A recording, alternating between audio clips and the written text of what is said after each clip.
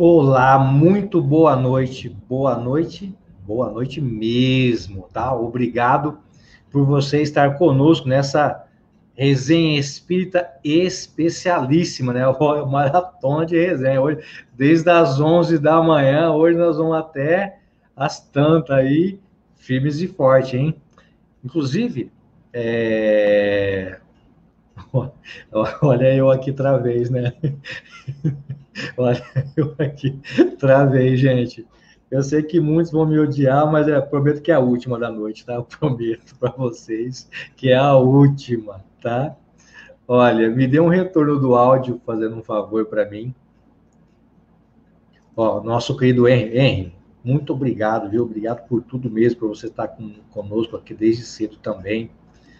A nossa querida Valéria, eu também digo, olha nós outra vez aqui, viu? A nossa querida Daiane, obrigado, viu, pela sua presença. A nossa querida Marilda Veiga, que esteve conosco durante todo o dia também, muito grato. Neuza, olha lá, o Paulo, grande Paulo, obrigado, viu? Socorro, boa noite. Olha aí quem está com a gente, ó. Nossa querida Janaína, olha, hoje a Janaína aprendeu, ela ensinou muitos com a sua fala, mas também aprendeu muito. Hoje eu ensinei para ela por que Jesus apareceu para Maria Madalena. A Sônia, do Rio de Janeiro. Pessoal, coloca aí da onde você é, se pertence a algum grupo espírita ou não, coloca para a gente poder se situar aí, tá? Nossa a Noemi também, boa noite. Olha, muito obrigado, viu? Pela sua presença, viu? Muito obrigado mesmo. CCB, Congregação Cristã do Brasil, seja muito bem-vinda, tá? Robson, também, obrigado, viu, meu querido Robson? Obrigado pela sua presença, pelo seu carinho, Walter. Olha aqui, ó. Olha ele aí de novo, grande Adair. Obrigado, viu? Pela sua presença carinhosa aí durante todo o nosso dia. E Daiane, nossa, olha lá, Valéria. Isso aí, é grande Marcão.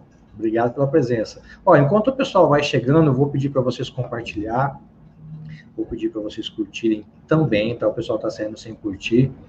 Depois a gente vai, eu vou ver quem curtiu e quem não curtiu, depois a gente vai acertar as contas. Nosso grande Dani. Ô, Dani, eu não sei se vai ter condições amanhã de fazer estudo, não, porque eu tenho uma palestra logo de manhã e outra noite. Se eu tiver o estudo à tarde, eu desmaio. Mas eu vou tentar, mas provavelmente só no próximo domingo, viu, Dani? Quero convidar a todos para uma prece inicial, tá? E para essa prece inicial especial, dessa resenha espírita especial comemorativa dos 216 anos de Kardec, e o céu e o inferno, eu quero chamar o meu irmão parceiro de sempre aí, Fábio Fadel. Boa noite, tudo bem? Boa noite, Ale. Boa noite a todos que estão aí. É um prazer muito grande estar participando, junto com a Luísa, com todo mundo do chat aí, tá o Henri, tá o Paulo, todo mundo, o próprio Adair, que tá... Adair é gente boa demais. Adair pode no mato, arranca a pena, o Adair é sério. Todo o pessoal aí, é uma satisfação muito grande. Parabéns a você, Ale, pela programação, que eu também estava o dia todo. Hoje eu estou desse lado aqui, né? Mas das outras lives eu estava do outro lado. Parabéns. Dia 3 de outubro vai ser o aniversário do professor Rivaio e o aniversário do Ale também. A gente pode pôr essa data, porque você apareceu mais que o professor Rivaio hoje, Ale. Curta, né? Ó, eu vou deixar você em evidência para você fazer a nossa peça, ok? Aí eu volto. Beleza? Então vamos todos agora nos concentrando e nos dirigindo ao nosso modelo e guia, o Mestre Jesus, que disse que quando 2 ou mais pessoas estivessem reunidas em seu nome, que ele lá estaria. Hoje nós estamos em pensamento todos reunidos em nome de Jesus e agradecemos a sua presença e dos bons espíritos. Pedimos que os bons espíritos nos inspirem para que nós possamos colocar em prática todos os conhecimentos que o professor Rivaio e os espíritos superiores nos trouxeram e nos entregaram essa obra maravilhosa que começa pelo bem de cada um e que vai culminar na melhora total da humanidade. Muito obrigado aos bons espíritos presentes, muito obrigado ao Mestre Jesus, Que assim seja, graças a Deus. Que assim seja, graças a Deus. Nossa querida A Deise. Sônia, mandar um abração para a Sônia aí, para o pessoal aí, viu?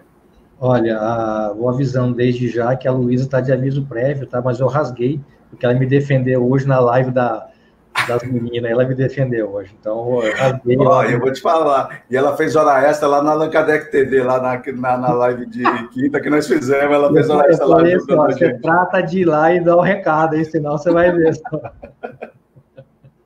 Olha, aproveitando que você está aqui, então vamos lá. Fábio Fadel, é expositor há mais de 20 anos, ele é coordenador dos cursos de O Livro dos Espíritos, do Centro Espírita Caibai Schutter, de Guarulhos, é professor do curso de Educação Mediúnica do Centro Espírita Ismael, lá em Jaçanã, ele é professor também do Livro dos Médios, de Céu e Inferno, do Centro Espírita Fé, Esperança e Caridade, lá em Guarulhos. E ele também, junto comigo, todos os domingos, às 17 horas, ele está na apresentação do estudo do livro O que é o Espiritismo, de Allan Kardec. Então, boa noite especial, esse nosso irmão especial.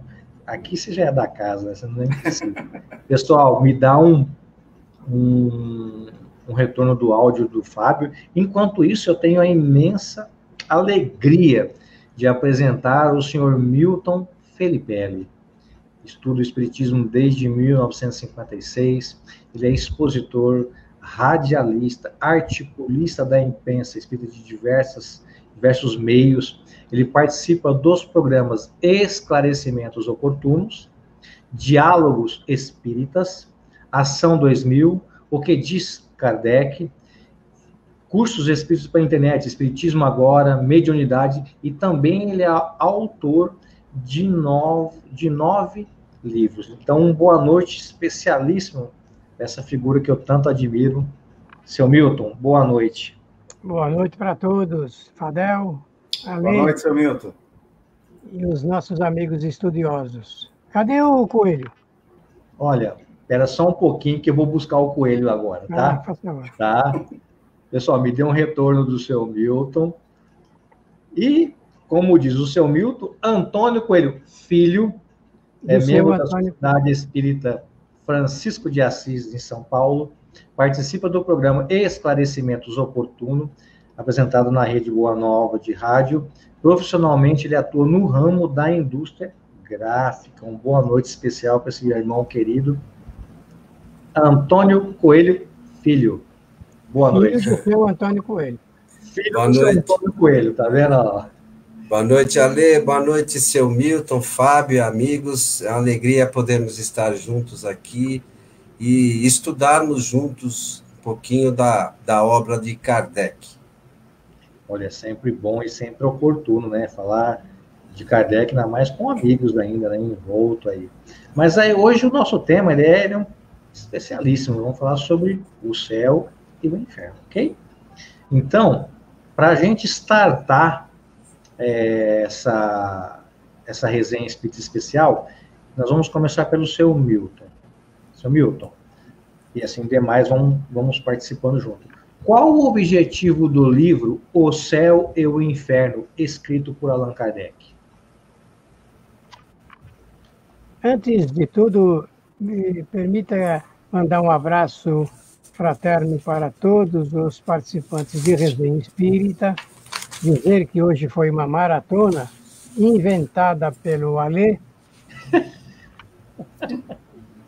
e que deve ter pelo menos umas 7 ou 8 horas de divulgação da doutrina espírita, em especial, quem sabe, mencionando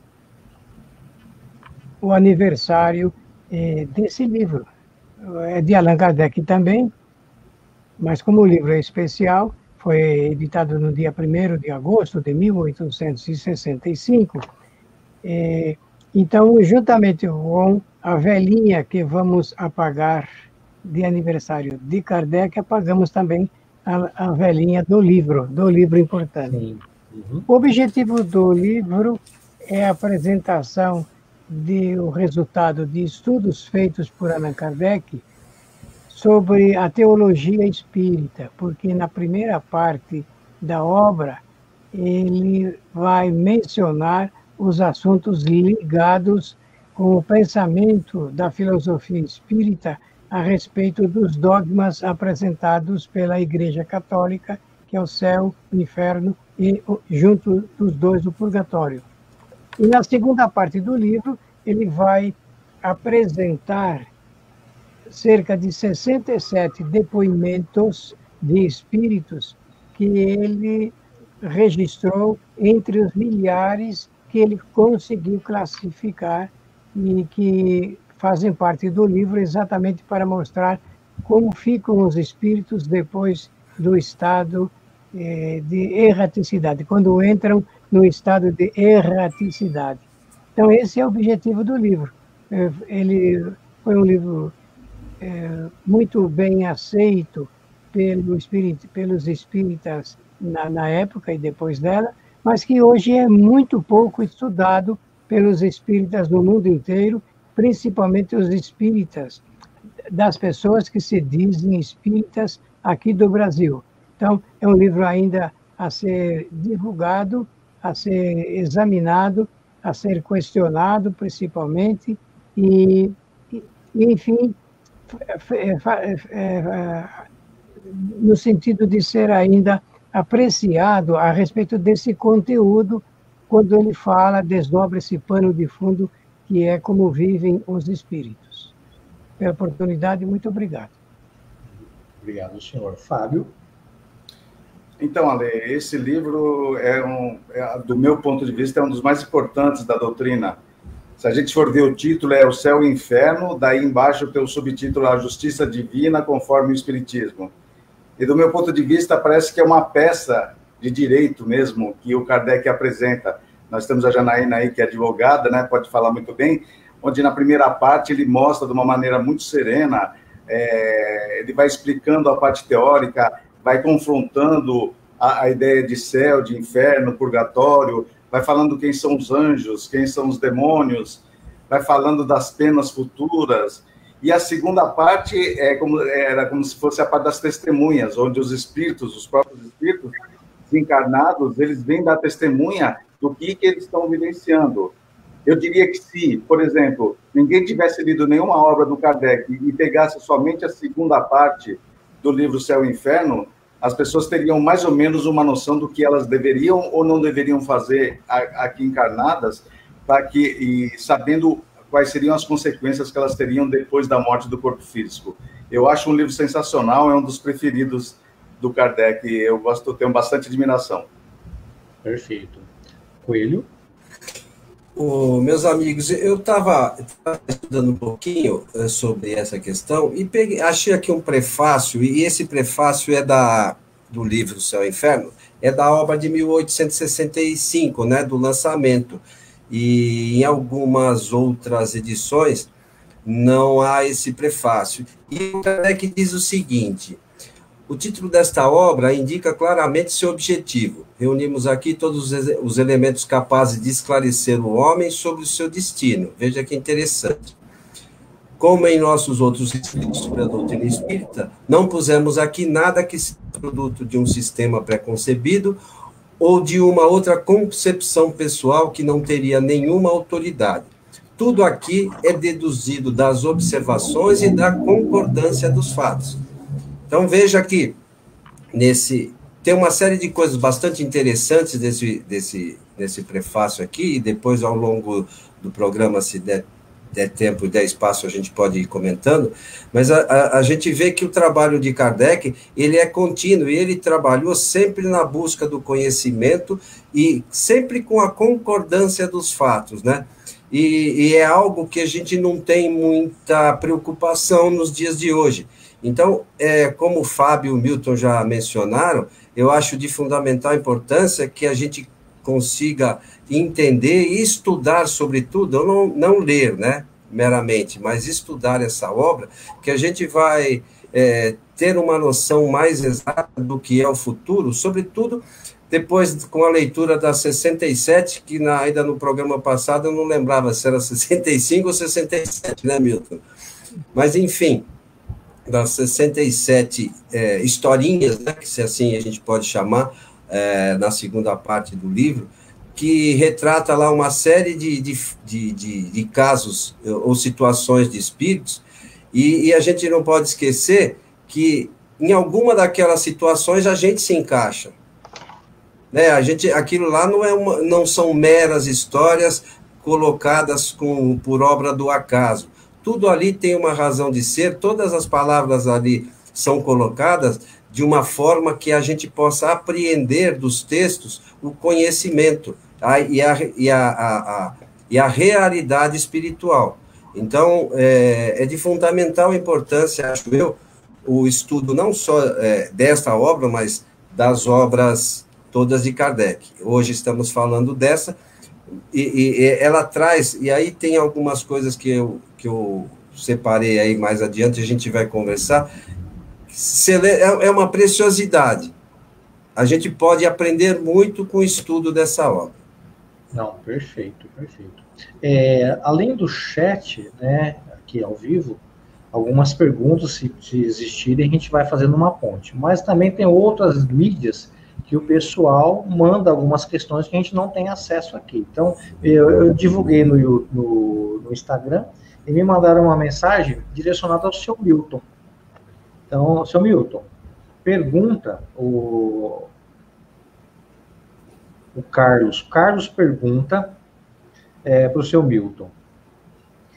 Podemos dizer que Allan Kardec, ele, através da segunda parte das comunicações dos espíritos felizes e não felizes, etc., ele deduziu a primeira parte? Seria correto afirmar isso?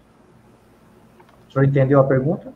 Não consegui compreender claramente. Se através das mensagens recebidas que ele colocou na segunda parte, através da análise delas, ele concebeu a primeira. Olha, os 67 depoimentos apresentados por Allan Kardec são para apenas demonstrar como é que se encontram esses espíritos depois da sua passagem para o estado de erraticidade, um estado em que se encontram os espíritos. Mas antes ele vai falar a respeito do passamento, de como é que é a transição do espírito quando ele vai se afastar definitivamente do corpo físico. Isso é uma coisa muito importante, porque nós precisamos entender e aprender o que é que vai acontecer quando chegar definitivamente a nossa hora da partida. E agora, a primeira parte, conforme eu disse de início da minha fala, é realmente um momento em que Allan Kardec vai apresentar o conceito da teologia espírita. O que vem a ser isso? Teologia, nós já sabemos que é a ciência que estuda Deus. Então, ele vai demonstrar exatamente, do ponto de vista da filosofia, o que o Espiritismo apresenta no lugar dos dogmas apresentados pelo catolicismo, como são o céu, o inferno e o purgatório. O céu e o inferno nós entendemos muito bem, porque ficam definidos claramente pela Igreja Católica. O purgatório, conforme todos nós sabemos, Jesus não tocou nem no assunto, ele tocou no assunto do céu, no assunto do inferno, mas não como lugares restritos, localizados no céu. Ele colocou como um estado consciencial, um estado de consciência do espírito.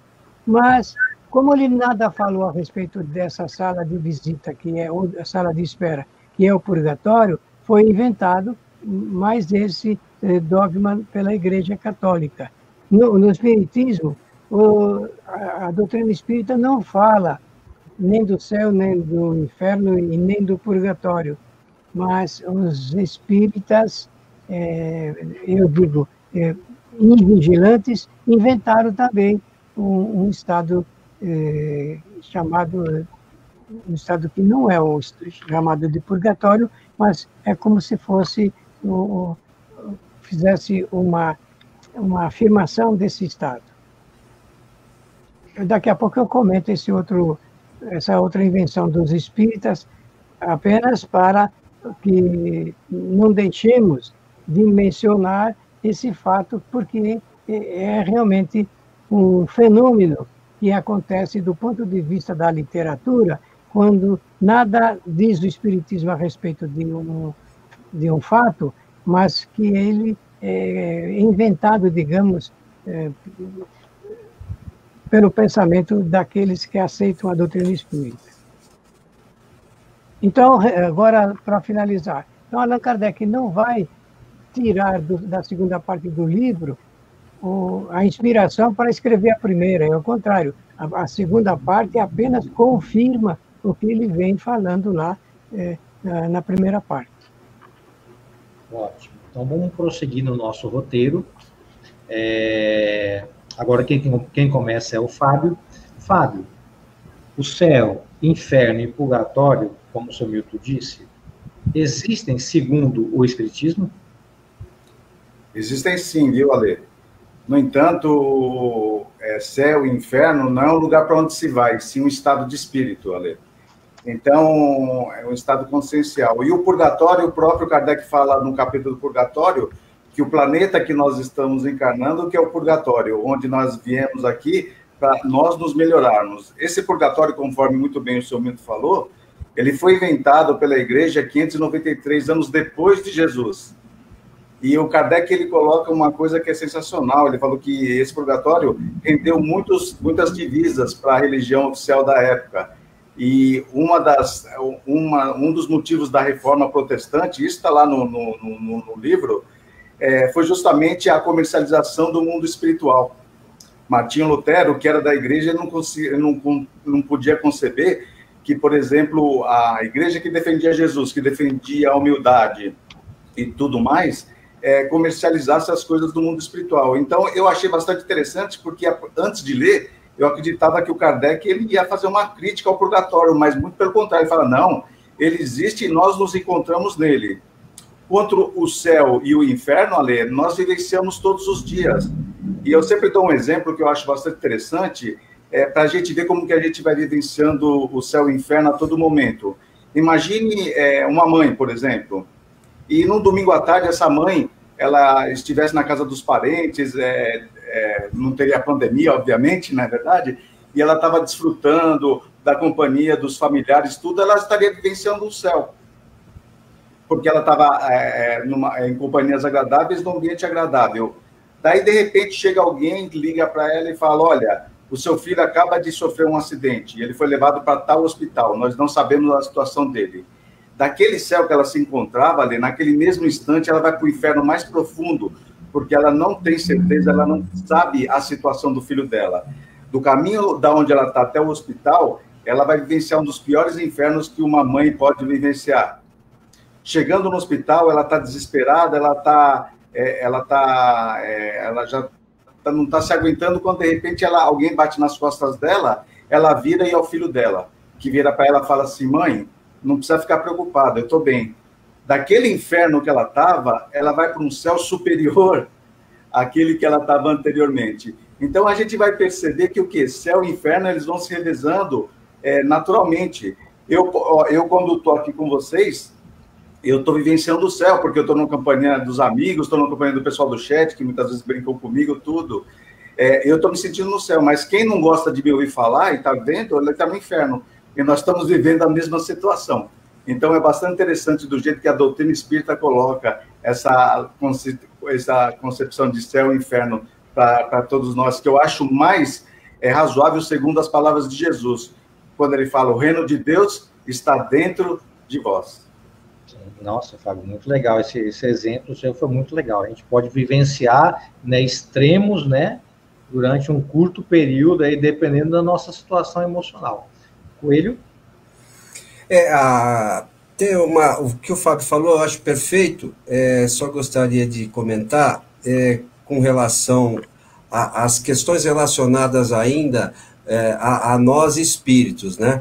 Então, nós temos como espíritos diversas condições. E aqui na Terra, a gente vivencia situações sempre para o nosso aperfeiçoamento. A gente passa pelo purgatório, né, também como o Fábio mencionou, para que a gente se aprimore, para que a gente evolua, para que a gente chegue a uma perfeição relativa o mais rápido possível. Mas é sempre importante a gente lembrar a questão de usar a razão quando a gente fala desses termos, porque ainda hoje a gente percebe pessoas pensando por céu e olha para cima, né? Por inferno e olha para baixo, né? Como se existisse um local determinado para essas coisas. Então, à medida que a gente vê que a Terra é redonda e pessoas estão em cima, aquilo que a gente está olhando para cima acha que é o céu, para outra pessoa pode ser o inferno, né? Que está olhando do outro lado.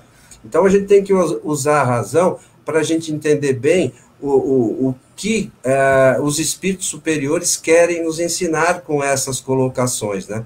Porque senão a gente vai ficar boiando. Não, perfeito. Seu Milton?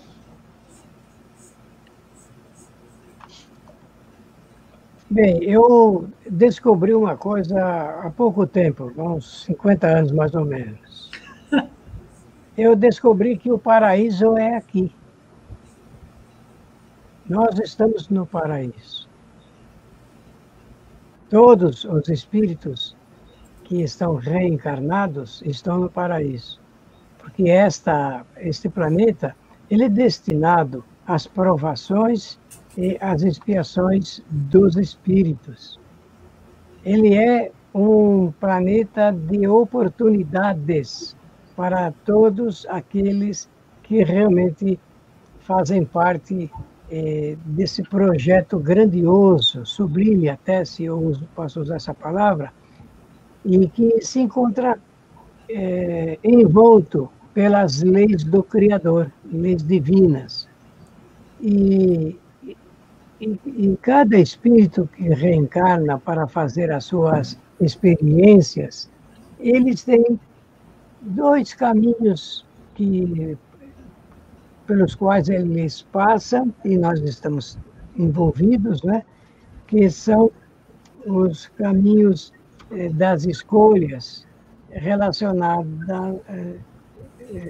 relacionadas com as provas que nós mesmos escolhemos, deliberadamente escolhemos, e também pelos efeitos que haveremos de passar e estamos passando. Este aqui é um momento da história da humanidade que pode registrar esse fato, ligado, esse instante, exatamente com as consequências de atos que produzimos anteriormente, que pode ser há 10 minutos atrás, como pode ser há 10, 20 mil anos atrás. Então, a doutrina espírita, quando esclarece isso, oferece um substancial material de reflexões para que todos estejam devidamente acomodados na sua cadeira de viagem, porque isso é uma viagem que nós fazemos, e confortavelmente instalados na compreensão de que tudo que nós passamos está de acordo com aquilo que nós sempre falamos em nome da nossa doutrina, de acordo com os desígnios maiores do Criador. Nada está errado, nada, absolutamente nada está errado. Nem o que nós supomos seja o grande mal, não é um grande mal, é um caminho pelo qual os espíritos certamente vão encontrar a sua melhor condição depois de um novo entendimento a respeito da vida. O importante é nós não pararmos de fazer reflexões a respeito da nossa realidade espiritual. E eu digo isso porque quando o espírito ele deixa esse caminho de fazer reflexões sobre a realidade espiritual, ele se vê envolvido dramaticamente pelas coisas da vida material e ele se agarra, então, muito mais às coisas do mundo material do que propriamente a respeito do que pode oferecer como esclarecimento da sua verdadeira realidade. Não, muito bom, Samilton, muito bom mesmo. Agora nós vamos começar com o Coelho.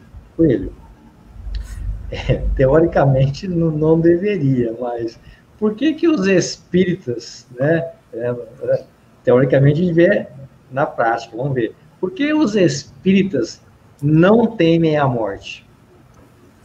Então, na verdade, não deveriam temer, né? Acho que ainda muitos...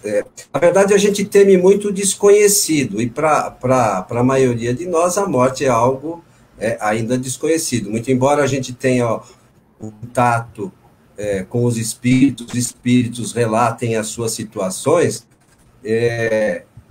daí até a gente vivenciar essa situação, tem uma distância bastante grande, né? Mas nós, como espíritas, conhecedores da situação dos espíritos, deveríamos trabalhar, né, de forma a não deixar pendência, sobretudo, de questões, né, dessa vida e daquelas outras que a gente pode, de alguma forma, perceber que são consequências do passado, para que, na situação seguinte, nossa, no retorno para a pátria espiritual, a gente não tenha o sofrimento que a gente vê os espíritos imperfeitos na leitura dessas obras, dessa obra do Céu e Inferno, para que a gente não fique na situação desses espíritos. Então, a gente, como espírita, a gente sabe hoje da onde a gente vem, qual é o nosso objetivo aqui e para onde nós vamos retornar. Então, se a gente entendendo isso de forma plena, a gente não deveria temer a morte, mas sempre dá aquele frio na barriga, né? Porque é algo que a gente ainda não conhece perfeitamente. Não, muito bom, Coelho. Seu Milton? O espírita não teme a morte porque o espiritismo matou a morte. O espiritismo fez ressurgir uma nova ideia, uma nova concepção sobre a vida. E não é que não exista a morte do corpo físico é um fenômeno biológico e certamente nós estamos preparados para entender que vai chegar o dia, mês e ano da nossa partida definitivamente aqui da Terra.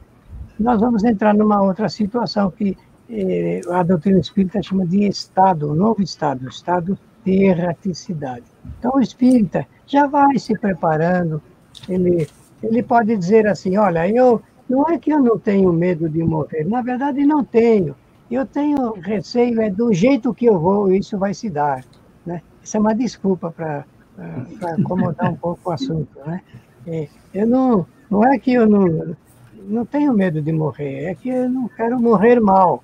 Mas para isso é preciso viver bem, porque só teme a morte quem desconhece a vida e não conhece a vida aquele que não sabe nada sobre a morte. Quando nós reencarnamos, quando nós, digamos, nascemos, vou usar essa expressão para ficar melhor expressar o pensamento, nós temos duas companheiras, durante toda a trajetória nossa, companheiras inseparáveis. De um lado está a enfermidade e do outro lado está realmente a desencarnação, a morte. Mas não com aquela foice, né? Que se mostra em todas as figuras materialistas. Não é essa daí não. É que essa companheira está chamando a nossa atenção. Olha, toma cuidado, você precisa viver melhor para você morrer bem. Você tem que morrer bem. Existe um livrinho de um grande escritor brasileiro popular, e um livro, o autor chama-se Orígenes Lessa. O Orígenes Lessa escreveu um livro chamado João Simões Continua. É um livro que todas as pessoas deveriam ler, todos os espíritas, principalmente os espíritas, para entender muito bem o que é realmente a morte, mas escrito por um humorista, porque aquilo é o humor da primeira à última página do livro. É para realmente as pessoas viverem com dignidade. Existem algumas virtudes apresentadas por Sócrates nas suas aulas, e que realmente essas virtudes podem configurar a vida de um homem, de um bom homem. É a honra, honestidade e fidelidade. vamos anotar esses 3 pontos, 3 virtudes, 3 qualidades, 3 atributos que são essenciais, porque, meus amigos, vou falar uma coisa que poderá ajudar muita gente e poderá assustar outros tantos. Se nós vivemos com honra, honestidade e dignidade, nem de religião nós precisamos. Honra, honestidade e dignidade, porque o que mais falta no mundo é exatamente isso. A vida de uma forma digna e realmente, você já sabe, como é bom a gente conviver com pessoas honestas. Não é verdade, meus amigos? Falem vocês, não é brilhante a vida de uma criatura que, quando tem amigos que são sinceros, honestos, dignos? Hein, Fadel? Que maravilha isso! Não precisa nem de religião. O indivíduo precisa mais de uma boa convivência, estabelecer aquilo que Jesus de Nazaré ofereceu, que é um roteiro para que, num aspecto moral, a nossa vida seja de retidão, porque moral é a forma de relacionamento que o homem estabelece para viver bem com os seus semelhantes. Perfeito. Fábio? Então, Ale, eu acho bastante interessante esse tipo de situação. Por que os espíritas não temem a morte? Porque, assim, eu não nasci de berço espírita, e eu morria de medo da morte. Eu continuo, assim, com certo medo agora, mas porque quando a gente ia num velório, o que a gente vê? A gente vê o pessoal desesperado, chorando. Quando você vê a reação, quando você é pequeno, você vê a reação das pessoas no velório, você fala, nossa, a pessoa morreu, deve estar passando por uma situação agora terrível.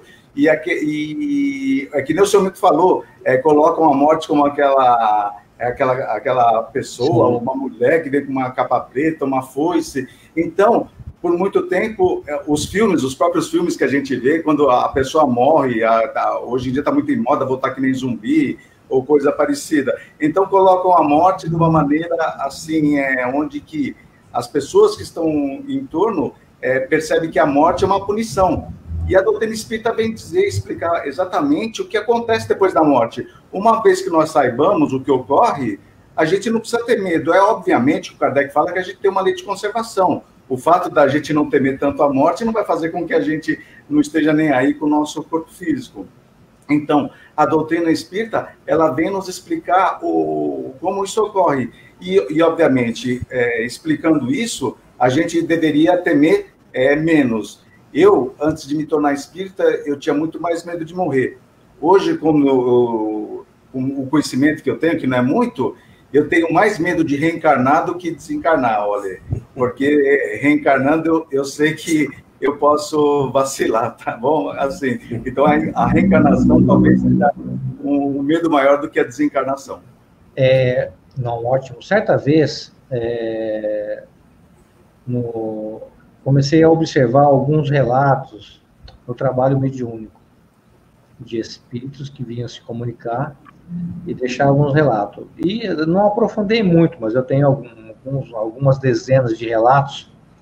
E eu cheguei a uma conclusão, que era a opinião do seu Milton, do Coelho, do Fábio e dos demais daí do chat, que às vezes o problema não é nem tanto o medo da morte, mas sim como se fosse um remorso, entre aspas, né, de não ter aproveitado e feito o que era realmente para ser feito. Eu acho que isso que no pós-morte pega muito nas pessoas. Puta, por que eu não fiz aquilo? Puta, que nossa, olha. Então, acho que esse lidar com essa situação, eu acho que pelo menos naqueles relatos, era o que mais predominava, e nem tanto o medo da morte. Mas era do tempo perdido, entre aspas, de você não ter feito o que era realmente para ser feito, ou de você ter feito tal coisa e prejudicado alguém, nesse sentido. Eu queria a opinião de vocês. O que vocês acham sobre isso? É claro que existe também isso, também esse pensamento, essa cogitação, essa preocupação dos espíritos em relação ao futuro, quando ele se vê voltado com os seus compromissos e a falta de não tê-los cumprido. Existe sim. Agora, com certeza, os espíritos se preocupam mesmo com o desconhecido, que eles não sabem o que vão encontrar. O medo maior, o receio, e como diria um bom italiano, uma paura, é exatamente com relação ao que o que é que vai se passar depois. Eu tenho uma coisa para contar para vocês, rapidinho. As reuniões mediúnicas são importantes para oferecerem essas oportunidades de reflexões. Eu tive um tio que desencarnou já há muito e muito tempo, irmão da minha mãe, e que numa reunião mediúnica nossa, não da família, mas lá do Centro Espírita Deus de Caridade que eu frequentava na década de 60, ele se comunicou através de uma senhora que não nos conhecia, nem não tinha conhecimento da minha família nenhum.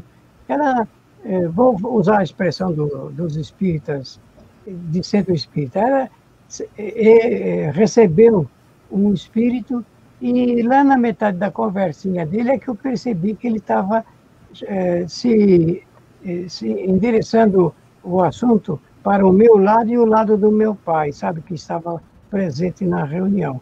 E esse meu tio, então, pediu, através dessa senhora, médium, boa médium por sinal, que o meu pai fosse pagar uma dívida que ele morreu de 10 cruzeiros. Vocês se lembram do cruzeiro, não? 10 cruzeiros. Se não me engano, quem estava na figura desses 10 cruzeiros era o Getúlio Vargas, a nota de 10 cruzeiros. E ele pediu para o meu pai pagar o vizinho lá, porque ele morreu e deixou esses 10. Antigamente as pessoas cumpriam com os seus compromissos e tal. Então, veja você, qual era a preocupação desse meu tio quando mandou meu pai pagar? O estado como é que ele estava em estado espiritual? Ele estava devendo, ele pensava assim, estava devendo, ele queria pagar alguma coisa. Então, usando agora o exemplo que você deu, essas mensagens demonstram realmente a preocupação do espírito pelo fato de não terem cumprido totalmente o que ele já sabia consciencialmente que devia, e além do que, as coisas mal feitas que normalmente a gente faz. Eu não, porque sou muito bonzinho, não faço tanta coisa errada, mas a maioria, eu estou brincando, você já sabe, né?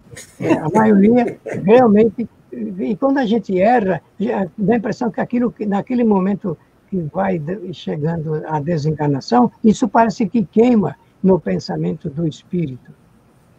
Ótimo. Então, vamos lá. Vou pensar lá no chat, tem algumas perguntas. Eu vou direcionar, tá, para uma pessoa, né, para um convidado. E aí, se os outros quiserem complementar, tranquilo, tá? Então, vamos lá. Seu Milton, há duas questões aqui com o mesmo viés. Onde ficam os desencarnados? Ficam em zonas circunscritas pós-morte?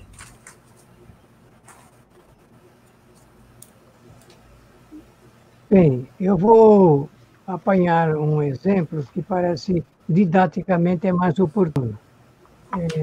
Examinemos a situação de um espírito que esteja desencarnando neste exato momento por conta e favor do vírus. Sim. Vírus corona, não é? Corona que chama o vírus.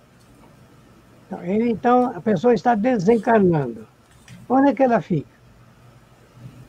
Está desencarnando por conta do vírus, da epidemia ou pandemia.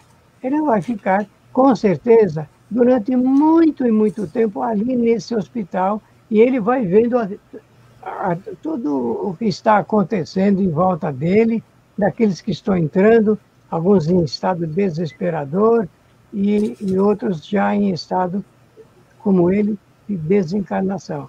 Então, o espírito, ele fica durante muito tempo no local que o atrai magneticamente, em decorrência do seu hábito, do seu costume, da sua afeição, principalmente família.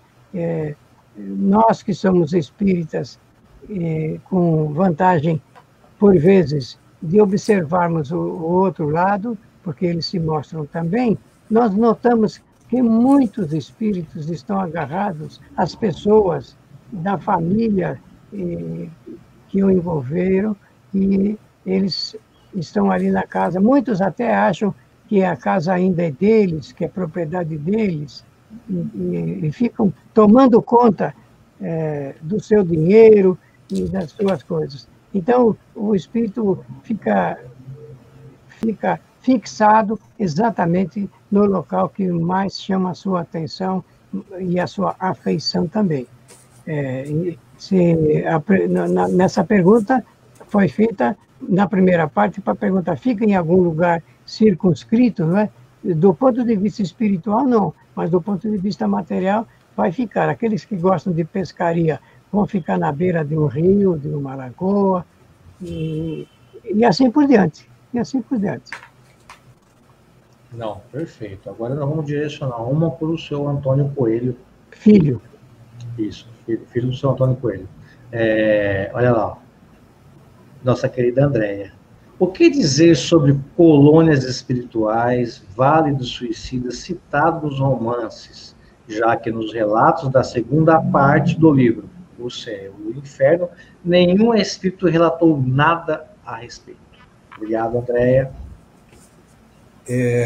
Boa noite, André. Obrigado pela pergunta. Bom, essas questões, a gente tem que lembrar do seguinte. Os espíritos, quando retornam para o mundo espiritual, eles continuam sendo exatamente como eles eram aqui na Terra. A vida deles continua do mesmo jeito, com os mesmos conhecimentos, como o que ele tinha quando encarnado. O Milton há pouco falou de um caso, por exemplo, de alguém que morra, o espírito desencarna, está no hospital, por conta da pandemia, está no hospital, às vezes ele fica por ali mesmo. Então, imagine que esse espírito, ele venha, através de um médium, trazer uma mensagem para a família da situação dele. Ele vai dizer, eu estou aqui numa nova condição, mas eu estou aqui num hospital, assim, o pessoal aqui come, estão tomando remédio, tem enfermeira, tem médico e tal. Por que ele fala isso? É isso que ele está vendo. Então, isso é que ele relata aquilo que ele está vendo. Ele não tem o conhecimento, na maioria das vezes, do que é o mundo espiritual. Muitas vezes, os próprios espíritos, no Livro dos Espíritos, eles relatam para a gente que os espíritos estão ao nosso lado, se acotovelando conosco. Mas cada um, segundo o seu conhecimento, ele vai narrar a situação de acordo com os conhecimentos dele, né? Aqueles limites. Então, se a gente for pegar lá no Livro dos Espíritos, essa coisa de cidades e tal, a gente vai ver lá na questão 1012, que se remete também à questão 87, a gente comenta muito no outro programa que o Fábio e eu fazemos, que não existem lugares circunscritos no mundo espiritual. Os espíritos que relatam isso são espíritos ainda imperfeitos, e eles relatam aquilo que eles estão vendo. E pronto, é assim que funciona. A questão toda é que a gente recebe essas psicografias e a gente, por vezes, supõe que os espíritos, por terem retornado para a pátria espiritual, eles sabem tudo. E eles não sabem mais, muitas vezes, do que muitos de nós aqui encarnados, porque eles continuam exatamente com os mesmos conhecimentos. Então, a gente vai ver na obra de Kardec, que foi coordenada por espíritos superiores, que em momento nenhum se mencionou nenhum tipo de local. Né? Há algumas coisas que se coloca como local, é mais ou menos como o Milton falou. Às vezes um espírito, como a gente sempre lembra, e o pessoal até dá risada, tipo o espírito danado, que está no livro Céu e Inferno lá, que eu não lembro o nome nunca. É Castelo Antônio. Agora você decorou, né, Fábio? depois quem quiser ler a história desse espírito, ele fica lá no local onde ele desencarnou e tem lá uma série de circunstâncias que ele passa, mas aquilo lá para ele era uma punição. Então, essas coisas de local, a gente tem que tomar muito cuidado quando fala isso, porque a gente, às vezes, está falando alguma coisa que o espírito não entende. Então, lembrar aqui que Kardec nos orienta, o André, lá no início do livro Evangelho segundo o Espiritismo, para que a gente faça o controle universal, né, dos ensinamentos dos espíritos. Hoje não tem muito mais gente que faz isso, mas a gente tem que pegar os fundamentos da doutrina e ver se o que esses espíritos falam, eles coincidem com os ensinamentos dos espíritos superiores, ou não. Se coincidir, perfeito, ótimo, não tem problema nenhum. Se não coincidir, a gente tem que descartar. E não importa quem seja a pessoa, o médium que disse isso, a meu ver. Valê, posso falar só um negocinho? Claro. Na questão 957 do Livro dos Espíritos, o Kardec pergunta se são... em relação aos espíritos suicidas, quais são as consequências, né, de todos. E os próprios espíritos falam que as consequências são diversas dos suicidas. Então, se você coloca todos os suicidas num vale, eles vão ter basicamente a mesma pena. Isso vai contra o que diz a questão 957, e se nós formos ver nesse próprio livro que nós estamos falando, o caso dos suicidas, a gente vai perceber que a situação deles no mundo espiritual são totalmente diferentes uns dos outros. Então, se você coloca todo mundo dentro de um vale, todo mundo vai ter a mesma pena, e não é isso que ocorre. Então, quando às vezes perguntam para mim, eu falo, olha, essa para mim é uma informação espiritualista, mas não é uma informação espírita, porque ela vai contra o que diz os espíritos, o que os espíritos superiores falaram para o Kardec. Então, as pessoas ficam bravas comigo. Não, assim, não tem o menor problema. Cada um pode acreditar no que quiser, mas o Kardec colocou o nome da doutrina dele de espiritismo e os seguidores de espíritas. Se vier, do meu ponto de vista, se vier uma informação que é contrária a uma informação que veio através do espiritismo, é uma informação espiritualista e opinião do espírito só. É simples assim, eu não fico com raiva, eu não fico com bronca, mas para mim isso não é uma informação espírita. Não, deixa eu só mais um detalhe, Ale. O problema é que o Milton sempre fala nos programas da história no Espiritismo, tem os novidadeiros, né? E os vales já estão se multiplicando, né? Já tem vale de tatuado, já tem vale mais não sei do que, entendeu? Que alguém, né, considera. Aí eu fico pensando do vale de tatuado. Imagine se eu fizesse uma tatuagem de Jesus. Eu ia ficar no mesmo lugar, como o Fábio mencionou, com alguém que tenha feito uma caveira, por exemplo. Então, veja aqui, a doutrina espírita nos orienta a fazer uso da razão. E as pessoas, às vezes, parece que não conseguem ter uma visão objetiva sobre certas coisas, né? E falam porque algum espírito falou e repetem aquilo. Complicado. Então, agora eu vou pegar a sua fala e vou fazer um comentário. E outra, também não é o fato de a pessoa estar tatuada, tá? Que ela é uma má pessoa, né? Que ela é uma má pessoa, ou o fato nada a ver. Não é a tatuagem, é a essência, é o espírito, né? Isso a gente tem que também não podemos colocar no mesmo balaio, entendeu?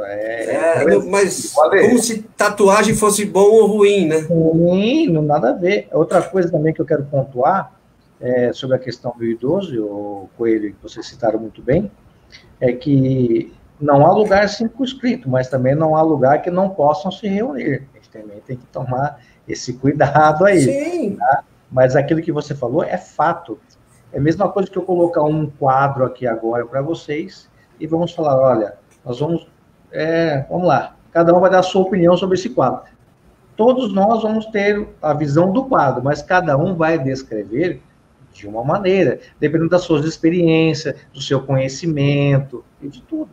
E é isso que, às vezes, acontece muito. Mas lembrando que isso é uma opinião própria, única.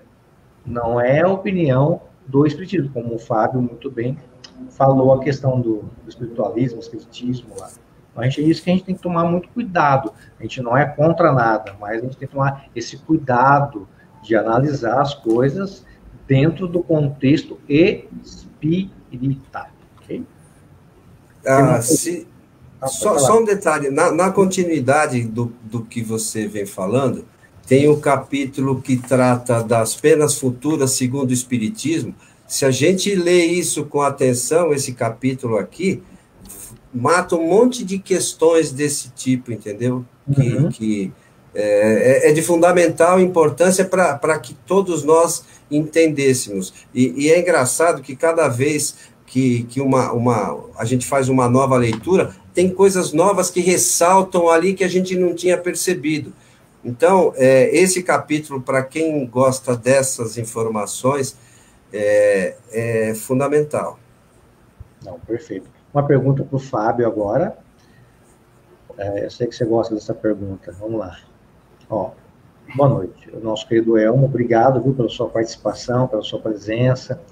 Segundo, pergunto, no caso, o dogma do inferno se apoia em literatura de poetas, no caso, Homero, Virgílio, Divina Comédia de Dante, dos Concílios, visitar o inferno, como Teresa d'Ávila. O que pensa o Espiritismo sobre esta base de estrutura doutrinária, consideravelmente fraca de argumentações, a despeito do nosso destino pós-morte? Ainda mantém um grande número de adeptos no mundo? É uma boa pergunta. Muito obrigado, viu? Fábio? Parabéns, viu, pela pergunta. E, assim, me dá a oportunidade de dizer que eu nunca vi um livro que fizesse uma comparação do inferno cristão e o inferno pagão tão bem feita como o Kardec fez nesse capítulo onde fala justamente do inferno. O Kardec faz uma comparação e ele diz que o inferno cristão é muito pior ainda que o inferno pagão. E olha só, Elmo, como você falou, o próprio Kardec cita a Santa Teresa. E citando a Santa Teresa, ele fala que ele reconhece naquilo que ela descreveu caracteres de pesadelos. E é mais provável que tenha sido uma coisa desse gênero que produziu com Santa Teresa. Então, aquilo que a Santa Teresa ela diz, Elmo, e eu convido você lá, está lá no capítulo do Inferno, lá do livro Céu e Inferno, o Kardec, aquilo que Santa Teresa disse, o Kardec coloca como se tivesse sido uma espécie de um pesadelo. Muito obrigado pela questão, viu, Elmo? Alguém quer comentar alguma coisa? A gente pode prosseguir? Tranquilo? Então vamos lá. É com você mesmo, Fábio. Vou começar por você agora. O que são os anjos e demônios segundo o Espiritismo? Anjo é o Fadel.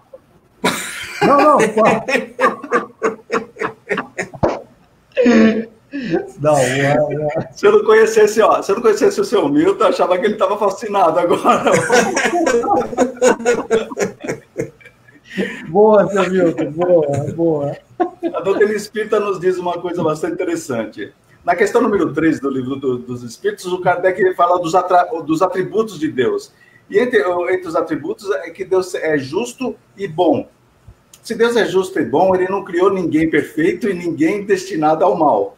Para nós, espíritas, aquele que ainda comete atos que a gente coloca como demônios são espíritos ignorantes ainda, que ainda vão evoluir, mas que para cada tipo de ato que essa pessoa comete, vai existir uma consequência, onde ele vai ter que se arrepender, ele vai ter que expiar e reparar todas aquelas causas. Para nós espíritas, não existe seres destinados ao mal nem ao bem. Os anjos, eles não foram criados por Deus para ficarem eternamente contemplando a face do Criador no céu, porque isso seria mais um inferno do que o céu, porque ninguém aguenta ficar tanto tempo sem fazer nada.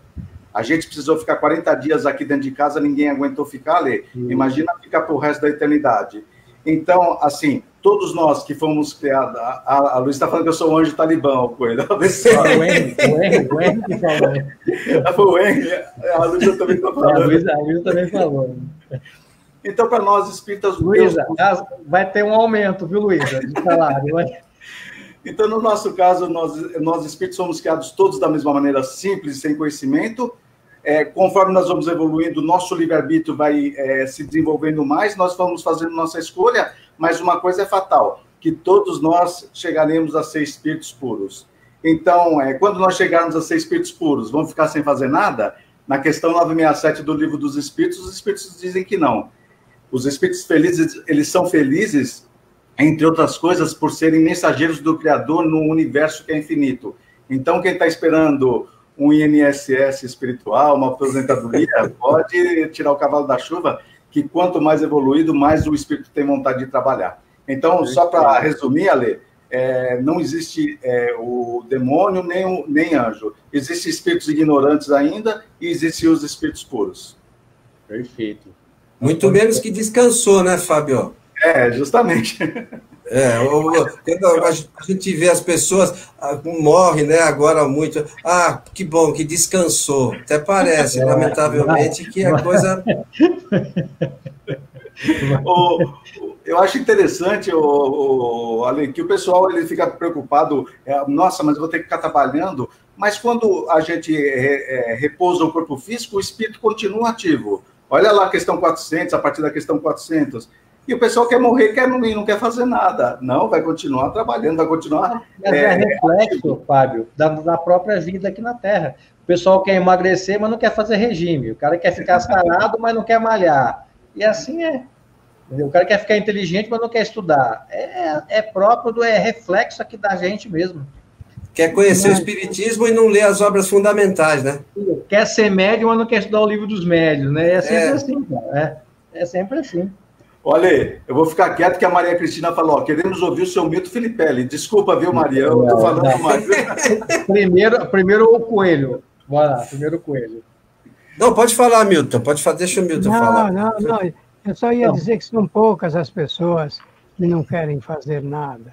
A maioria, a esmagadora maioria dos espíritos no universo trabalham porque sabem que devem trabalhar, devem agir, porque quando a gente fala de devem trabalhar, nós queremos dizer que devem serem ativos, não é?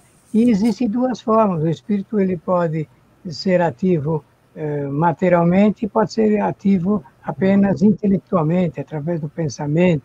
Esses atributos são essenciais à evolução do espírito.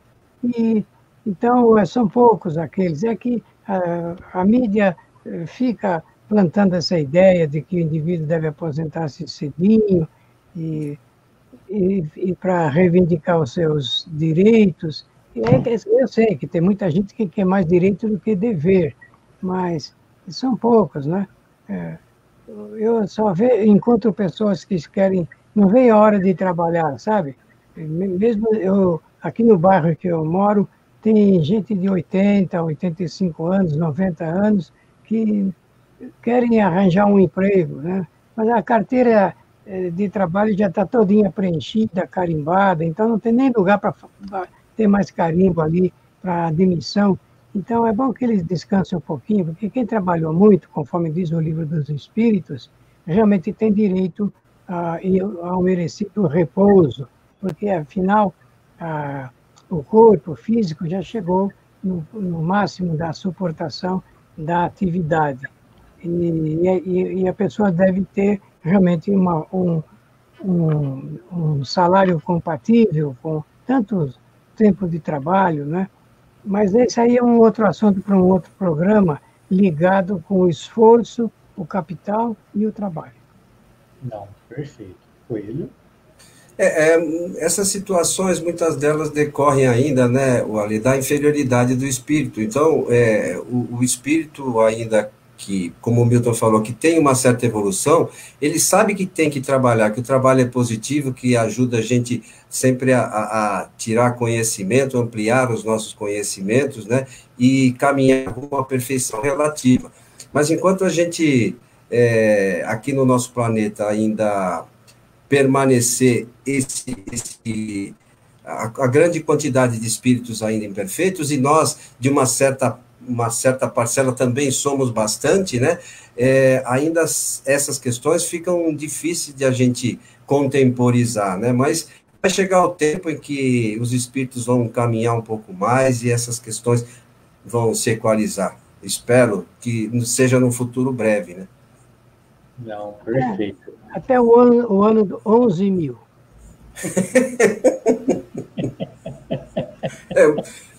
Talvez um pouco menos, Milton. Vamos ver. Então, vamos lá, Coelho. O que são os anjos e demônios segundo o Espiritismo? Então, o Fábio falou já um pouco disso, né? E a questão dos... O que a gente entende, segundo as informações, é que os anjos seriam os espíritos mais evoluídos, né, que já adquiriram mais conhecimento, e os demônios são aqueles que ainda não têm tanto conhecimento. O Fábio lembrou que todos nós fomos criados simples e sem conhecimento, e vamos chegar à perfeição relativa. E a gente pode chegar mais cedo ou mais tarde, segundo o nosso empenho, né? Há espíritos, há relatos, por exemplo, que, segundo Jesus, teria seguido uma linha que praticamente não teve encarnações com expiações, né? Foi numa linha ascendente. Mas a maioria de nós, eu acho que não. A gente acerta e erra. Então, aqueles que são ainda mais voltados para as coisas negativas, eles são os denominados demônios.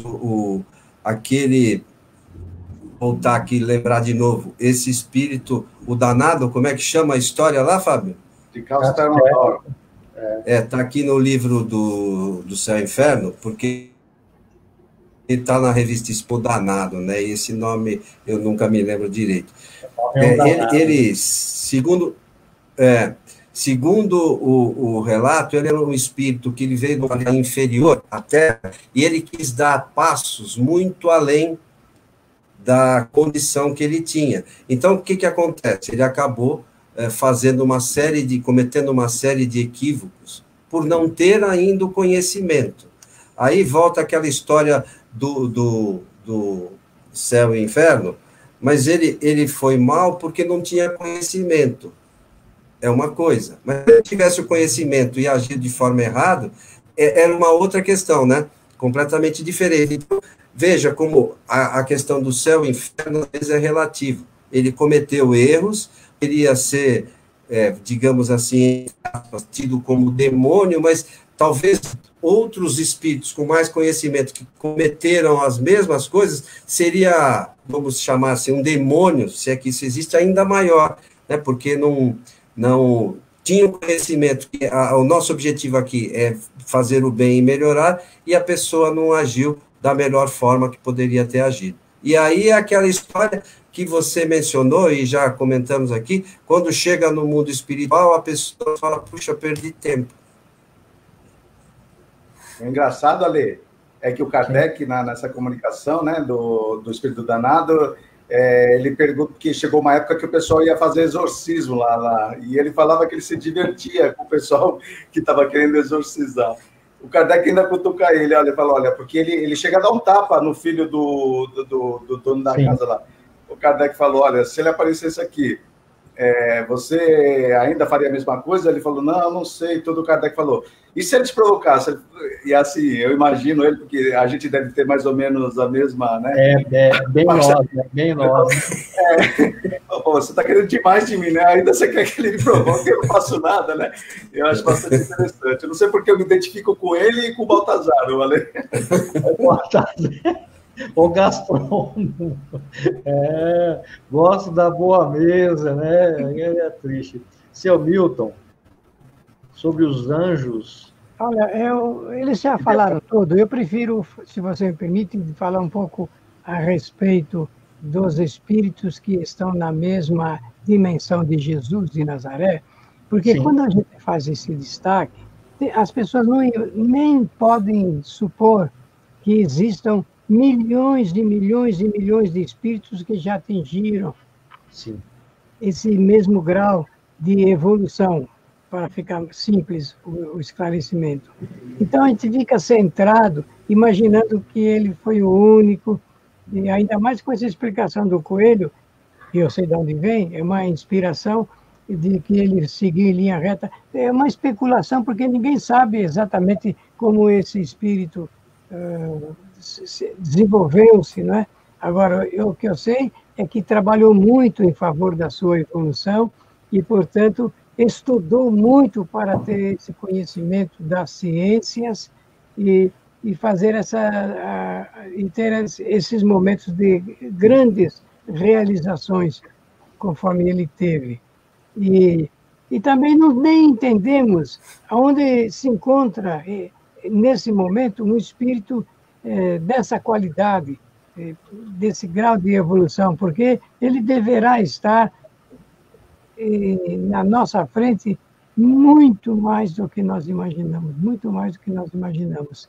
É um espírito que realmente oferece as melhores lições, não é entendido pela ciência, não é entendido pela filosofia, não é entendido pela religião. As pessoas oram para ele, eu não sei como é que consegue suportar a carga de tanta oração, de tanto pedido, porque as pessoas não entendem, nem praticam a lição número 1 ou número 0 que ele ofereceu, mas a única coisa que sabem é realmente fazer pedidos e pedir a sua ajuda para a solução dos seus principais problemas de ordem espiritual ou material.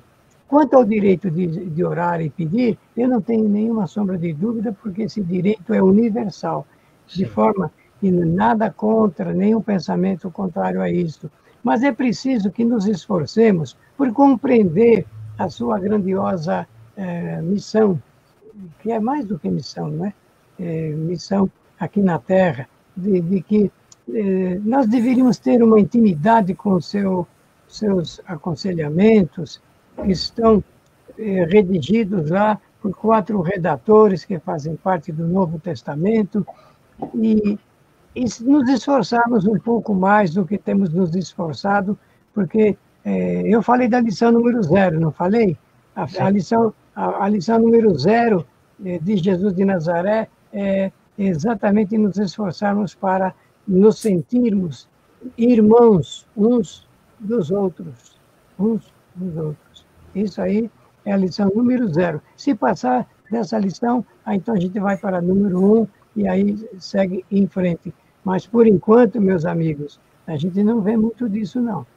Por isso que eu falei o ano 11.000, ainda estou, sinceramente, por baixo. Estou otimista, viu? Estou sendo por baixo, porque é muito mais do que isso. Vocês podem estar certos disso. Eu vejo as pessoas falarem com tanta facilidade a respeito da regeneração, já estamos vivendo regeneração, já passamos pela fase da expiação, de provas. O que é isso, meus amigos? É não entender realmente das leis espirituais.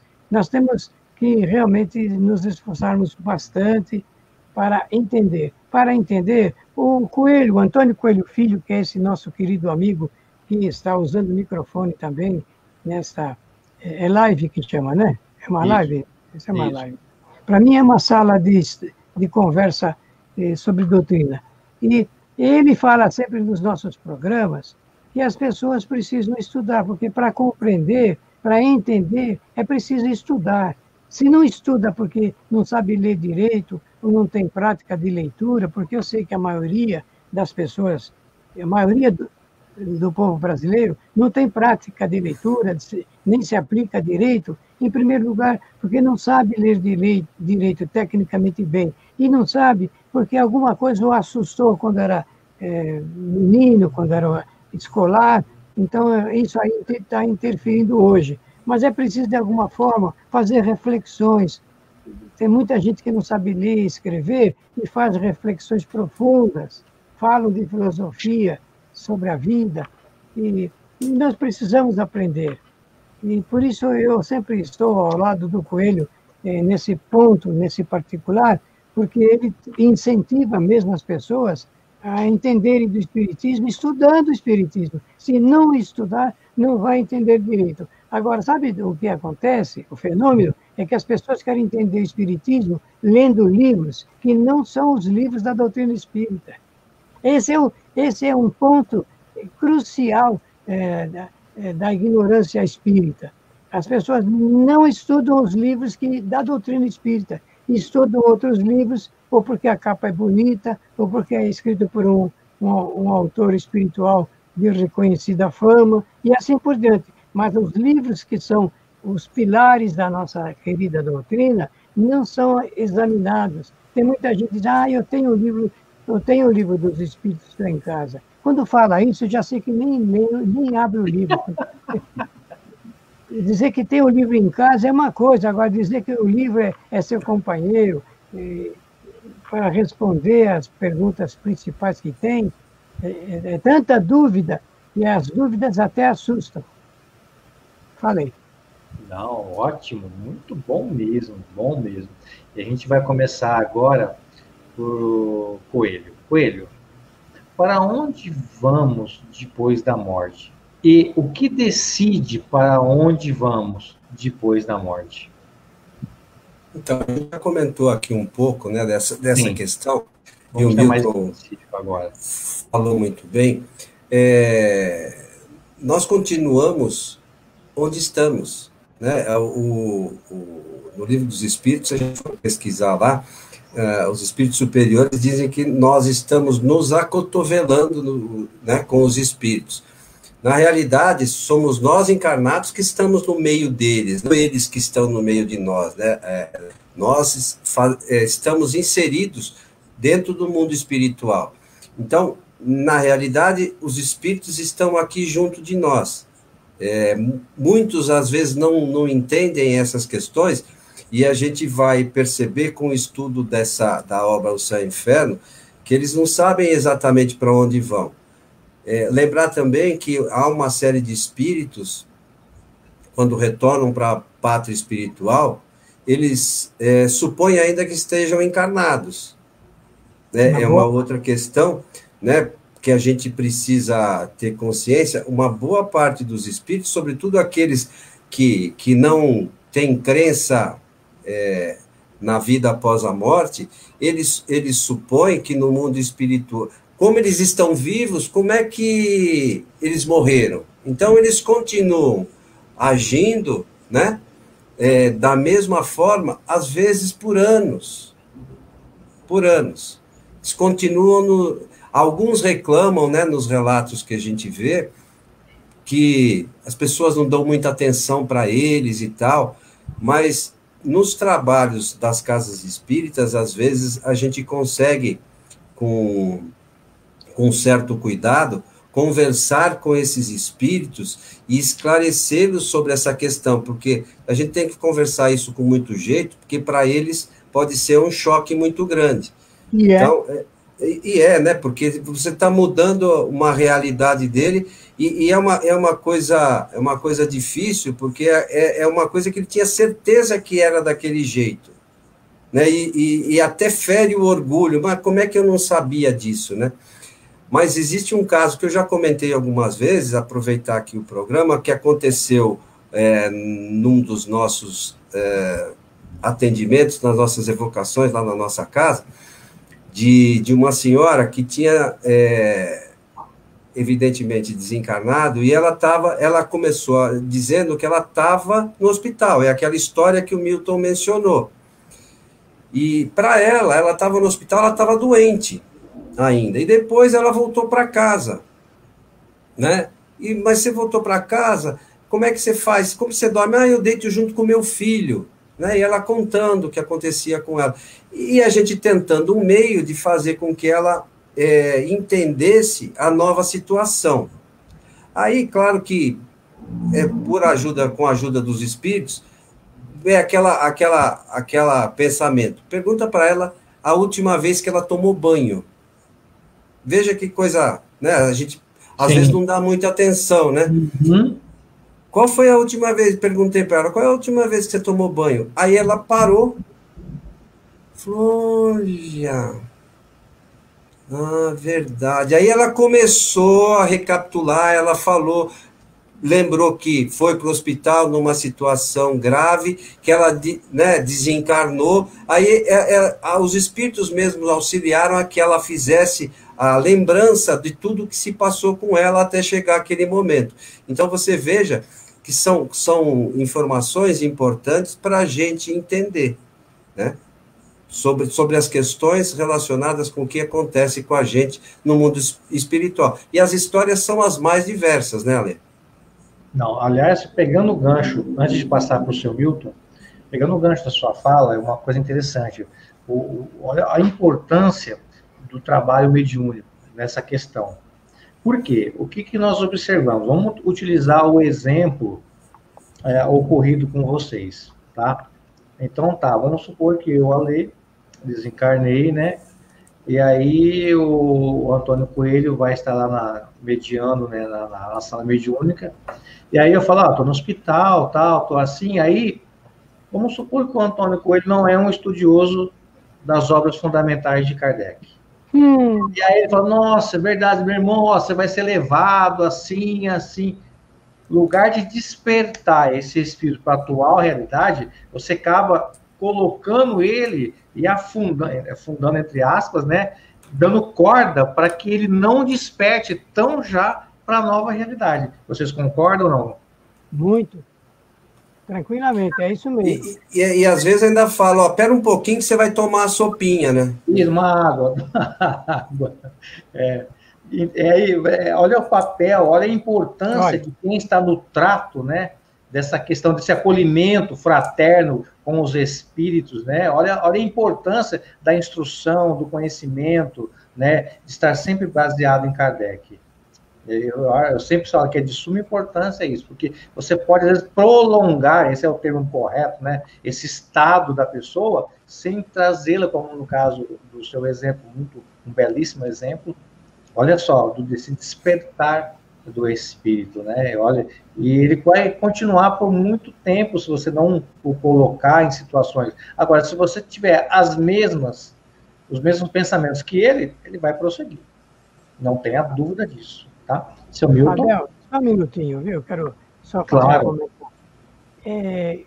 E é o seguinte, conforme vocês sabem, a maioria dos centros espíritas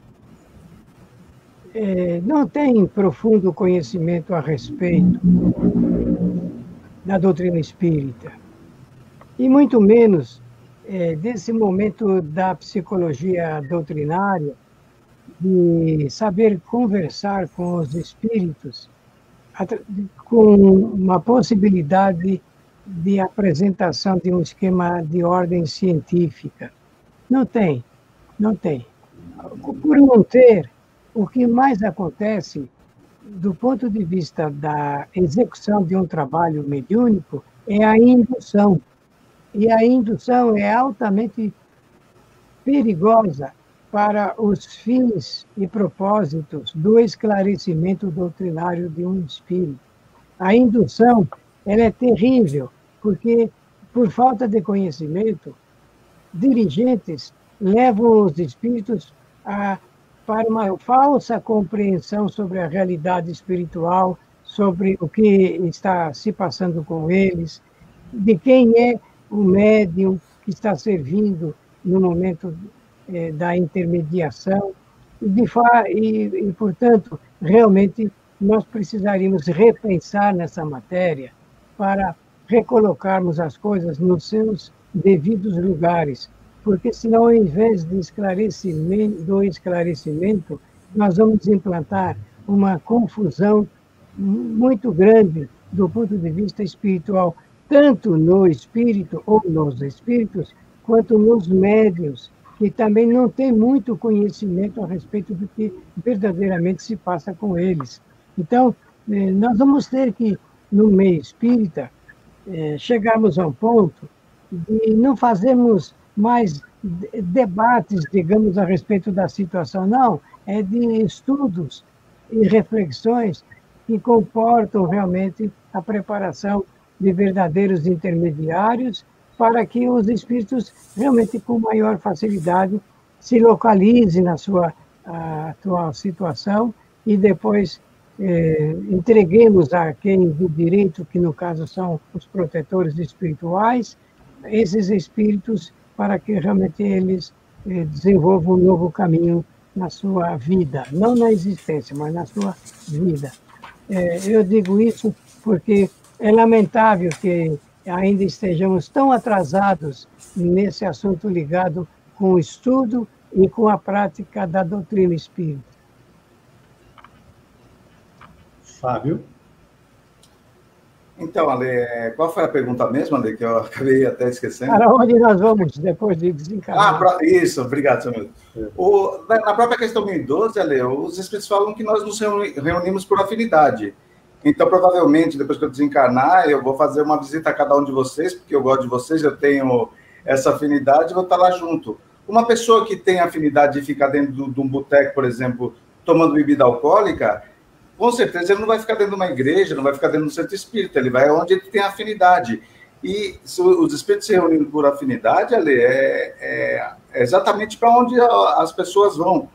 Volto a dizer, porque existem pessoas que falam que um vai para tal lugar, outro vai para tal lugar, mas o Kardec fala que nós estamos nos acotovelando.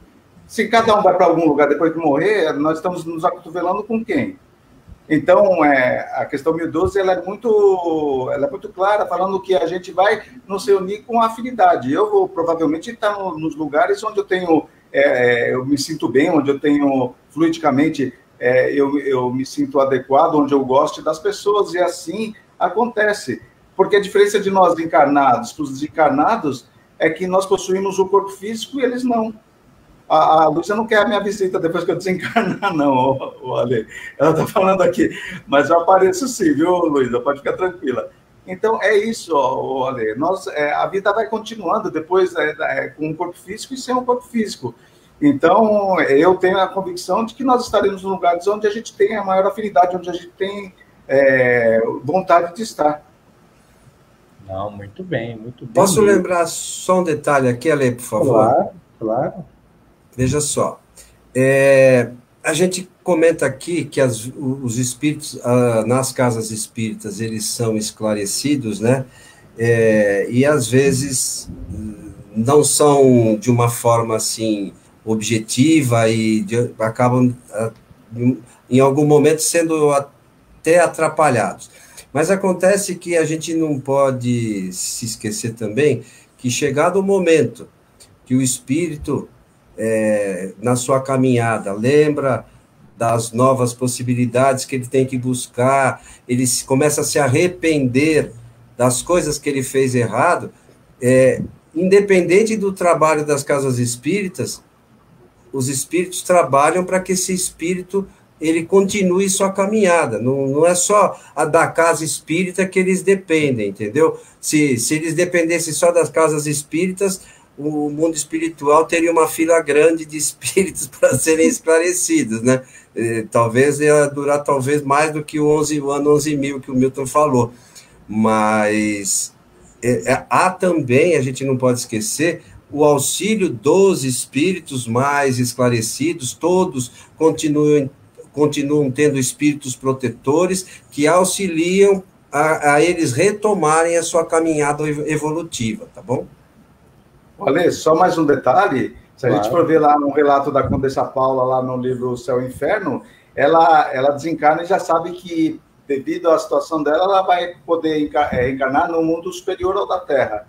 Então, assim, quando eu falo de afinidade, quando eu falei eu estou falando do meu estágio espiritual, mas já tem espíritos que, desencarnando, se a gente for ver o caso do senhor Sanson, lá da Sociedade Parisiense, ele já sabia exatamente, 8 horas depois, a situação dele e o que ele continuaria fazendo na vida espiritual. Quando eu falei assim, que a gente vai ficar... Eu estou falando de espíritos mais ou menos do meu nível espiritual, tá bom, Ale? Isso não, tranquilo. Tamo junto. Tamo junto, todos juntos. Viu? Podemos prosseguir? Então, vamos lá. Vamos começar pelo seu Milton. Seu Milton, algumas denominações religiosas creem que, após a morte, nossas almas ficam adormecidas aguardando um juízo final. Isso é fato? Existe esse juízo final, seu Milton? Segundo o Espiritismo, não. Não existe nem o juízo final, nem o tribunal da consciência das almas. Essa concepção que você está mencionando aí também fez anúncio de que o mundo terminaria no ano em que restariam só cerca de 144 mil almas que seriam destinadas para uma outra situação. E, do ponto de vista das religiões, esses equívocos são naturais. Eu posso entender que realmente as religiões são formadas e dirigidas pelos homens. Então, cabe nessas concepções filosóficas e de entendimento qualquer ideia que seja que possa contribuir com essas religiões.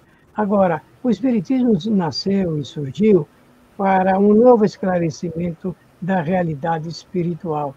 Allan Kardec, ele não é, a nossa doutrina não é uma doutrina de um homem, é uma doutrina de centenas de milhares de espíritos superiores, aqueles que realmente têm conhecimento, porque para as respostas que foram oferecidas no livro chamado Livro dos Espíritos, cerca de 1019, perguntas sobre ciência, filosofia e religião, na medida em que foram oferecidas, realmente somente aqueles que têm conhecimento profundo a respeito desses assuntos poderiam se fazerem presentes e oferecerem, como ofereceram, essas respostas. Então, e segundo esta concepção nova, porque o Espiritismo, nós estamos fazendo um programa em relação a um livro que tem 216 anos, foi o que você falou, Ale? Oi, não entendi isso, Milton. O livro do Céu e Inferno. Quantos não. anos? Eu falei 216 anos do aniversário de Kardec. Isso, perfeito. Isso. Bom, então, desde 1865, esse livro vem oferecendo uma concepção, e é demonstrado isso, de como ficam os espíritos depois que desencarnam. Nenhum ficará adormecido, até porque o espírito não adormece, não tem sono, não tem cama para deitar, não tem lugar como nós imaginamos, porque não tendo o corpo físico, tudo nele se resume de natureza fluídica e de acordo com o exercício da sua inteligência, da sua vontade e do seu pensamento. De forma que essas ideias, é claro que são respeitáveis e são seguidas por uma grande quantidade dessas 7 bilhões e 600 milhões de almas que estão encarnadas, mas não servem como um roteiro seguro, principalmente de acordo com o que mencionou Antônio Coelho Filho hoje, quando o Alê levantou a questão a respeito de como ficam os espíritos depois de desencarnados. É só a gente pegar a obra fundamental do Espiritismo e a lermos com muito cuidado, nós vamos ter uma ideia diferente dessa situação. Ótimo. 155 anos, viu, seu Milton, do lançamento do livro O Céu e o Inferno. Muito bem, não vou esquecer mais. Ótimo. Fábio? Sobre essa questão do juízo final. Então, Você lembra da pergunta? Lembro, senhor, muito obrigado, viu?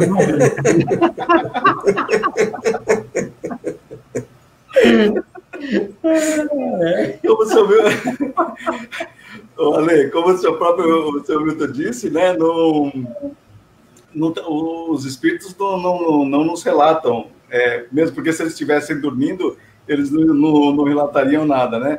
Essas mesmas concepções, o senhor Milton falou muito bem, também trouxeram essa quantidade de 144 mil de almas no céu, e o dia do juízo final em 666, depois em 2012, depois não sei quantos finais do mundo, assim, eu já passei, eu encarnado. Já passamos um monte já, né? Já passamos pelo monte. Então, são conceitos, muitas vezes, para colocar medo, e outras vezes alguma interpretação que pegaram da Bíblia e quiseram colocar em prática. Que a doutrina espírita não é contra a Bíblia, mas ela nos diz, conforme está na questão 59 lá, que a gente tem que entender a linguagem alegórica desse livro. A gente não pode levar tudo a ferro e fogo. Então, pegaram algumas partes e, para justificar determinadas situações, eles colocaram esses dogmas de que a gente ficaria dormindo. Eu não acredito no Deus sendo justo e bom, nos deixaria viver, 100 anos, aí, e depois ficar dormindo até o dia do juízo final, que também foi prometido aí há bastante tempo e até agora não aconteceu. Então, isso aí são informações equivocadas, pelo menos do ponto de vista que eu entendo da doutrina espírita. Não, perfeito. Coelho. E você sabe que é engraçado que essas informações acabam fazendo com que alguns espíritos, quando partem para a pátria espiritual, além daquele período de perturbação, eles ficam achando que estão dormindo. Eu já tive contato com um espírito que ele dizia que, quando ele estava encarnado, ele fazia parte de uma certa linha de pensamento, que acreditava naquilo, e ele achava que estava dormindo. E tantos outros, a gente já conversou sobre isso, né, com a Lê, com o Fábio, com o Milton, ficam achando uma série de outras coisas, que estão comendo, que estão fazendo sexo, que estão fumando. Da mesma forma, esses espíritos acabam achando que ficam dormindo. E eles ficam lá, e se a gente for analisar, eles estão perdendo, às vezes, um tempo precioso para ele, mas faz parte aquilo. A gente tem que dar tempo ao tempo, e nada como o Milton falou no início do programa, nada é inútil para nós. Algumas coisas acontecem e elas são necessárias mesmo que aconteçam. Mas alguns acabam acreditando nessas coisas. Mas a gente, pelos relatos dos espíritos, e estudando inclusive esse livro aqui, a gente vai perceber que isso não faz sentido de acordo com a doutrina espírita. Ótimo, perfeito. Olha, pessoal, nós chegamos ao nosso final, tá? Muito bom estar com vocês. Eu gostaria de fazer um pedido final, tá? Seu Milton, o senhor poderia fazer a nossa prece final? Posso. Ótimo. Com prazer. Então, Antônio Coelho Filho e Fábio Fadel, se vocês quiserem se despedir já da turma, eu vou tirar vocês, a gente aguarda em off para a gente poder finalizar. Pode ser? Suas considerações finais. Eu gostaria de me despedir e dar a oportunidade de participar dessa conversa aqui, que foi tão agradável, inclusive com o pessoal do chat, que já estou vendo que a grande maioria são amigos queridos que brincam conosco, e eu achei muito legal. Uma mensagem sobre o livro Céu e Inferno: por muito tempo tentaram segurar o espírito através do medo. Sim. E você querer educar as pessoas através do medo, geralmente não dá muito certo, os espíritos. Então, a doutrina espírita, através desse livro particularmente, ele vem nos dizer que o nosso destino está nas nossas mãos.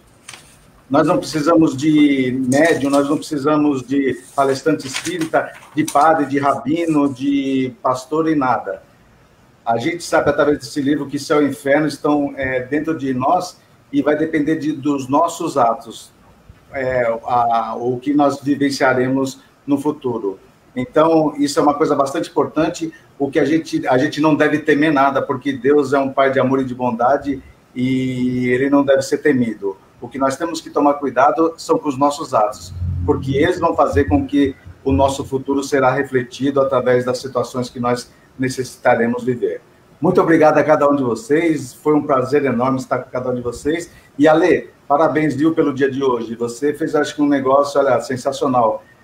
Fazia tempo que eu não ouvia tanta gente falando sobre Kardec, não só na live, como nos comentários. Muito obrigado a cada um de vocês. Eu agradeço muito, tá? E te agradeço pela sempre parceria, tá? Coelho.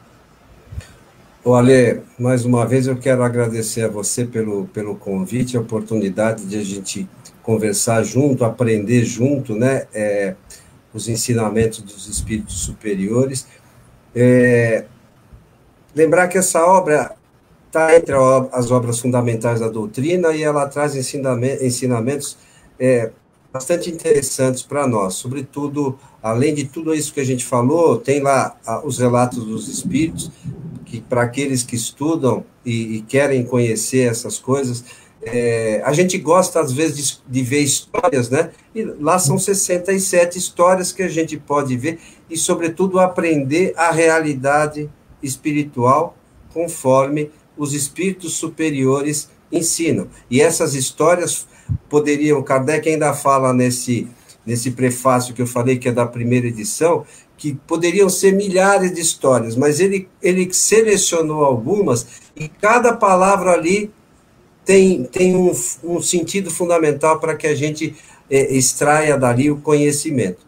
Então, eu gostaria de pedir a todos que estão conosco, na medida do possível, que façam os estudos dessa obra, e no nosso, se você me permite, Ale, na nossa página lá, kardec.tv,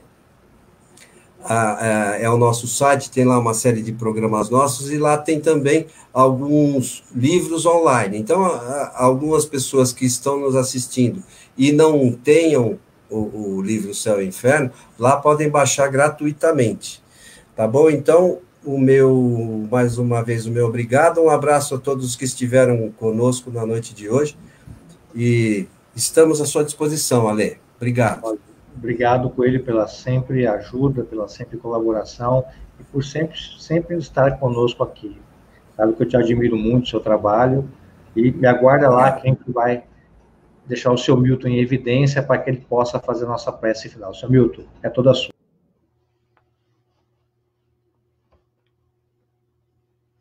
Nosso convite para a união dos nossos pensamentos e a elevação cada vez maior dos nossos sentimentos de amor e fraternidade.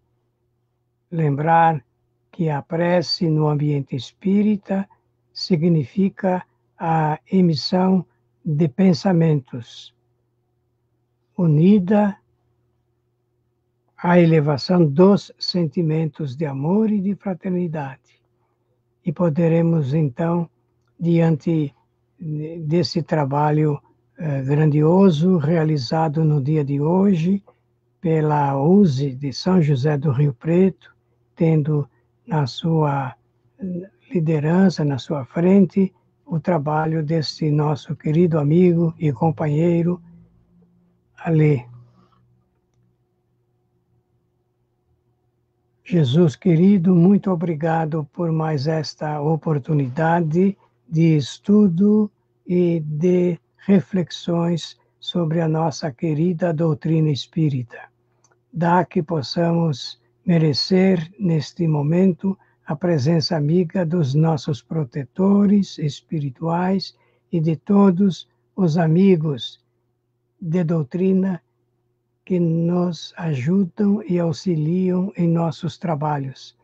Dá também que possamos, através da emissão destes pensamentos, solicitar a presença e a assistência espiritual para todos os lares, todos os companheiros ligados com esse trabalho, bem como a todos aqueles que estejam vivenciando esta experiência, por ora dolorosa, desta pandemia.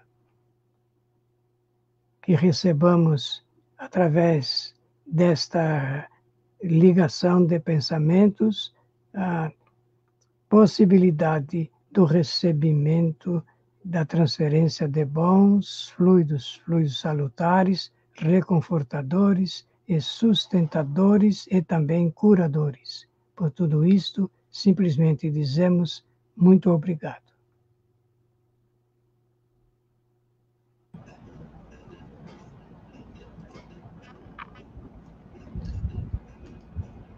Seu Milton, Muito obrigado pelo seu carinho, pela sua presença. Eu sei que o senhor até agora conosco aqui, não sei que não é fácil, mas olha, ouvi-lo é sempre muito bom. A nossa eterna admiração pelo seu trabalho de divulgação genuína do Espiritismo. Muito obrigado. Grato. Obrigado também. Saúde, paz e parabéns. Para todos nós. Me aguarde um instantinho lá. Olha, eu não tenho como não agradecer a todos. Olha, gratidão por tudo mesmo. Parabéns, né, a Kardec. Eu sei que Kardec não necessita de nenhuma resenha espiritual, espírita, especial. Não. Eu sei que ele não precisa. Kardec precisa de divulgação. E divulgação, como eu disse agora do seu Milton, genuína. É isso que ele precisa. Então, eu quero agradecer a cada um que durante todo esse dia esteve conosco, esses convidados maravilhosos que abrilhantaram muito, um dia muito rico de conhecimento. Quero agradecer a todos do chat, agradecer em especial a Luísa, a Eliane, a Cristina, que estão por trás sempre nos auxiliando. Minha gratidão eterna mesmo a todos, tá? E que Deus e os bons espíritos estejam sempre inspirando vocês também, protegendo. E olha, sempre com Kardec. Muito obrigado a todos e até a próxima.